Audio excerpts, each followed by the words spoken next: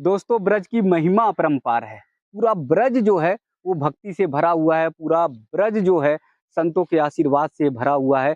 अगर आप पग-पग पर चलेंगे तो आपको संतों का आशीर्वाद मिलेगा, संतों का प्रवचन आपको सुनने को मिलेगा और संत के दर्शन होंगे। तो जब भी अगर आप ब्रज में घूमते हैं, कहीं पर भी घूमते हैं तो ध्यान रखिए, कोशिश ये करिए कि आपको संतों का आशीर्वाद ज़रूर मिले। अगर आप दर्शन करने आते हैं, बरसाना आते हैं, गोवर्धन आते हैं, बिहारी जी के दर्शन करने वृंदावन आते हैं, तो इन सब के साथ में संतों का दर्शन ज़रूर करिए, क्योंकि संतों का दर्शन यहाँ आनंद से भर देगा, आपके जीवन को सुधार देगा, आपके मन और मस्तिष्क को पूरी तरह से स्वच्छंद कर देगा और आपको सही मायने में जीवन जीने की कला आ जाएगी कि आपको जीवन कैसे जीना चाहिए।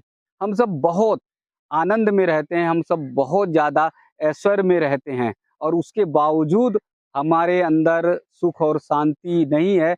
हम भटकाव में रहते हैं, हम तमाम तरह के जीवन के उतार-चढ़ाव में विचलित हो जाते हैं।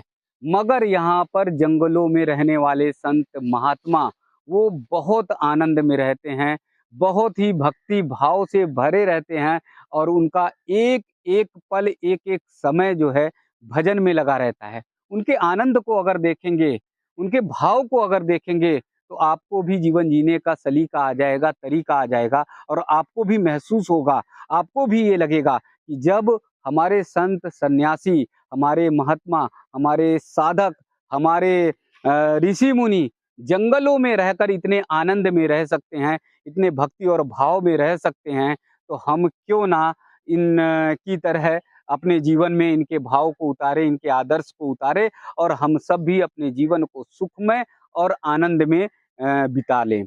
आज बहुत बड़ी समस्या यही है शहरों की, आज बहुत बड़ी समस्या यही है मेट्रो सिटी की, कि वहाँ पर सुख, सुविधाएँ, साधन बहुत कुछ हैं। वहाँ पर ऐशो-आराम के बहुत सारे चीज़ हैं, लेकिन लोगों के मन में शांति नहीं है।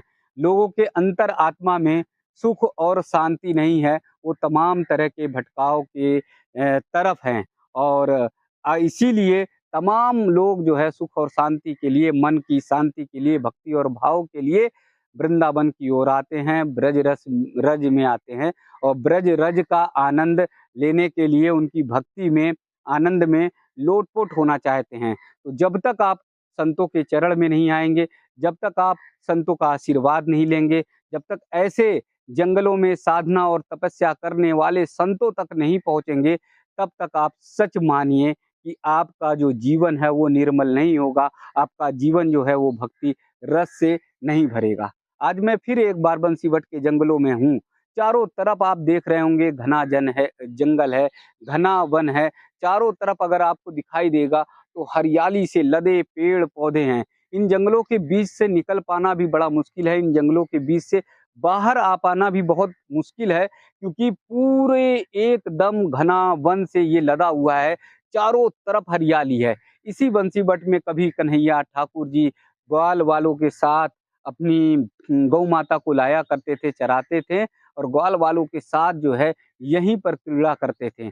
शाम का समय जब होता था तब जो है बंसीवट के पेड़ पर जो है पहुँच जाते थे, जहाँ बट वृक्ष है, वहाँ पर बंसी बजाते थे और गौ माताओं को वापस बुलाने के लिए चल चल देते थे।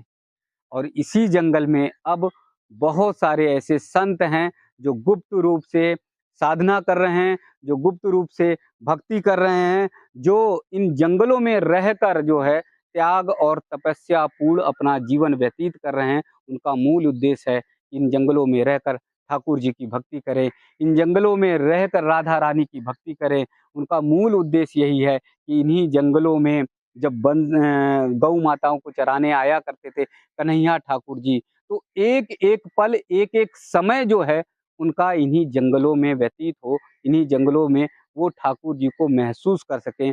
और रात के समय में ऐसा बताया भी जाता है, तमाम ऐसे संतों की मैंने वीडियो भी डाली है, तो ऐसा संत भी कहते हैं कि ठाकुर जी और राधा रानी जो है यहाँ पर आती हैं, विचरण करती हैं और उनका अनुभव, उनका दर्शन वो अंतर आत्मा से करते हैं।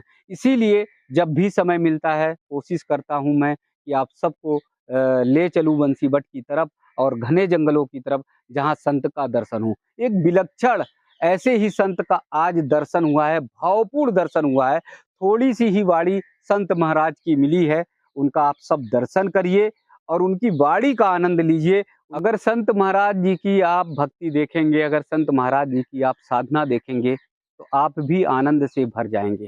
पूरा-पूरा समय महाराज जी की कोशिश होती है कि माला का जाप करें, पूरे समय महाराज जी का ऐसा लगता है कि वो भजन में ही तल्लीन रहना चाहते हैं, एकदम उससे अलग नहीं होना चाहते हैं।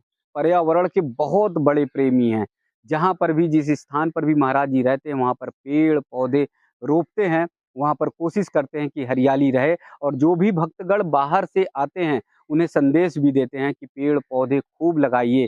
अपने जिन स्थानों पर से आप आए हैं, वहाँ हरियाली से एकदम धरती को हरा-भरा कर दीजिए, क्योंकि इन्हीं पेड़ों पर कभी कन्हैया, कभी ठाकुर जी यानी बाल गोपाल, हमारे कृष्ण गोपाल जो है खेला करते थे, अपने ग्वाल वालों के साथ जो है खेलते थे, क्रीड़ा करते थे। तो इसलिए हमारे वेद पुराणों में भी लिखा हुआ है पेड़-पौधों का संरक्षण करना, उनको लगाना, तो इसलिए महाराज जी भक्तों को प्रेरित भी करते हैं। एक बार फिर आप समझ सकेंगे, आप जान सकेंगे कि महाराज जी कैसी साधना, कैसी तपस्या करते हैं। इसलिए फिर मैं जंगल का वो घनघोर वन, वो रास्ता दिखाऊँगा, जहाँ पर महाराज जी कभी मतलब विचरण करते हैं, जहाँ से महाराज जी निकलते रहते हैं, जहाँ से महाराज जी अपने साधना स्थल पर जाते हैं। तो एक बार ये वन का रास्ता दिखाएँगे कि इस वन के रास्ते से घनघोर जहाँ पर दिखाई दे रहा, हर जगह वन ही वन है, हर जगह वृक्ष ही वृक्ष आपको दिखाई दे रहे हैं। इस रास्ते से महाराज जी का निकलना होता है, आना होता है और जब भी निकलते रहते हैं, जब भी आते रहते हैं, तो महाराज जी जाप करते रहते हैं, भजन कीर्तन करते रहते हैं। इधर देखिए, अगर घूम जाएँगे, अगर देखेंगे, तो फिर आपको जंगल ही जंगल दिखाई दे रहा। आज के समय में, ऐसे समय में भी अगर संत महाराज जी लोग घनघोर जंगल में तपस्या कर रहे हैं, साधना कर रहे हैं, तो ये हम सब के लिए वरदान है, ये हम सब के लिए आशीर्वाद है कि आधुनिक पीढ़ी को हम सबको बताने का काम कर रहे हैं, हम सबको समझाने का काम कर रहे हैं कि भक्ति का एक ऐसा मार्ग है, जो जीवन को सुधार सकता है, जो जीवन को उद्धार कर सकता है, जो जीवन को हम सबको के जीवन को सफल बना सकता है।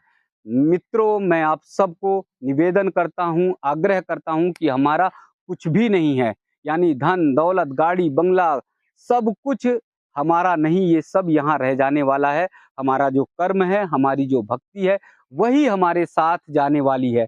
शरीर का अगर एक रोंवा भी आपके शरीर में है, वो भी आपके इशारे पे काम नहीं करता, वो भी आपके निर्देशन पर काम नहीं करता, क्योंकि उम्र के अनुसार वो रोंवा भी आज अगर काला है, तो आपकी उम्र 60 वर्ष अगर होती है, आपकी उम्र वृद्धावस्था की तरफ बढ़ती है, तो वो भी सफ़ेद हो जाएगा, यानी वो भी परिवर्तित हो जाएगा। आप अगर उसे निर्देशित करेंगे कि नहीं, तुम पहले जैसे ही रहो, जैसे 20-22 साल की अवस्था में हो, उसी तरह से रहो, तो आपका रोंवा भी आपके इशारे पर, आपके निर्देश पे, आपके कहने पर उस स्थिति में नहीं रहेगा, वो भी परिवर्तित हो जाएगा।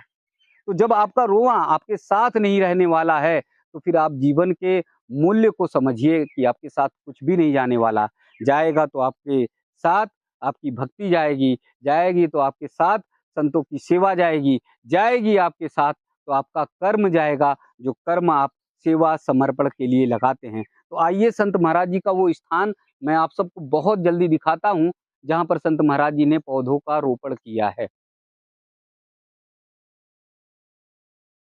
अब आ चुके हैं हम महाराज जी की कुटिया के एकदम नज़दीक, जहाँ पर महाराज जी की कुटिया है, जिस स्थान पर महाराज जी रहते हैं।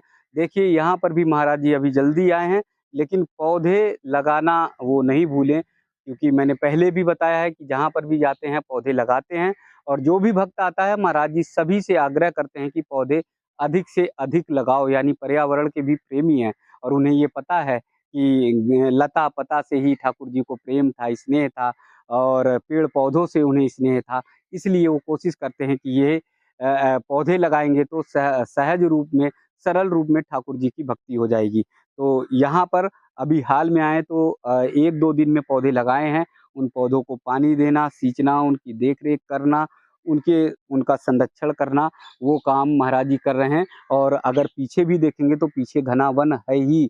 चारों तरफ जंगल ही जंगल दिखाई दे रहा है, तालाब भी आपको दिखाई दे रहा है, ये तालाब का भी आप दर्शन कर सकते हैं। तो ये देखने का मतलब, ये सब दर्शन करने का मतलब यही है कि महाराज जी को एकदम पर्यावरण से बहुत प्रेम है और भक्ति में तो एकदम डूबे रहते हैं। दर्शन बहुत मुश्किल से हो पाता है, आशीर्वाद बहुत मुश्किल से हो पाता है।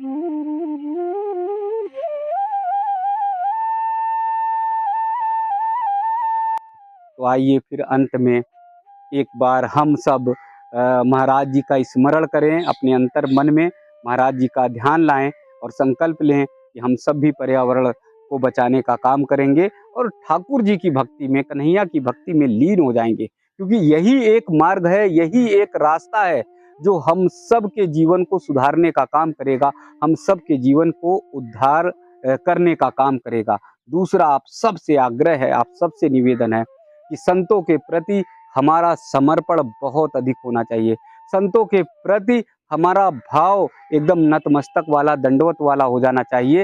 तभी हमारी भारतीय संस्कृति बचेगी, तभी हमारा संस्कार बचेगा। क्योंकि संत से ही हमारी परंपरा है, संत से ही हमारा भारतवर्ष है, संत से ही हमारी संस्कृति है। आज हम सब पाश्चात्य संस्कृति की ओर तेजी से भाग रहे हैं, लेकिन अपने बच्चों को अगर हम संत महात्मा के पास लाएंगे, उनकी कुटिया में लाएंगे, आश्रम में लाएंगे, हम संत महाराज जी को गांव में लेकर आएंगे, दर्शन करेंगे, पूजन करेंगे, भागवत कथा सुनेंगे, तो फिर हमारी जो परंपरा है, भारतीय संस्कृति की परंपरा, वो बनी रहेगी। तो एक बार पुनः आप सब जुड़िए, आप सब नमन करिए, वंदन करिए और संतों के प्रति जो है समर्पित हो जाइए।